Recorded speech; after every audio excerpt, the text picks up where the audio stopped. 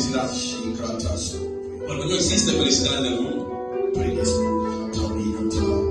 El cristiano de doble vida no puede definir la felicidad. Porque no hay mezcla de la felicidad. El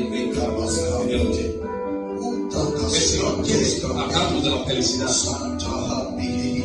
El Señor dice que la felicidad es escuchar su palabra y ponerla en práctica. Dice la palabra de Dios en Santiago que no sean solo oidores de la palabra de Dios. Si quieres ser feliz, oiga la palabra de Dios y viva la palabra de Dios. Si quieres descubrir cómo eres en verdad en el espíritu, solo la palabra puede hacerte ver quién eres. Porque cuando pones la palabra de Dios en práctica, cuando escuchas la palabra de Dios, la palabra te dice en verdad cómo eres. En el mundo no sabíamos cómo éramos porque no había nadie que era capaz de hacernos saber que no somos como somos. La palabra te hace descubrir cómo eres en verdad. Cuando vives en Cristo Jesús, eres capaz de definirte a ti mismo. Sin vivir en Cristo Jesús es imposible de saber cómo eres. Porque todos nos hacemos esa pregunta en el mundo: ¿cómo soy en verdad? Porque ese te dice una cosa, el otro te dice otra cosa, y uno no sabe realmente cómo es.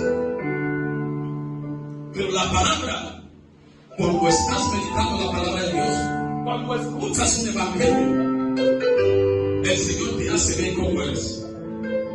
Porque cada palabra que entra en tu corazón, cada palabra que te toca, cada palabra que de repente te hace descubrir cómo eres. Si quieres saber cómo eres, escucha, medita, vive la palabra de Dios. Si quieres cambiar esta actitud, vive la palabra de Dios. La palabra te hace ser como eres.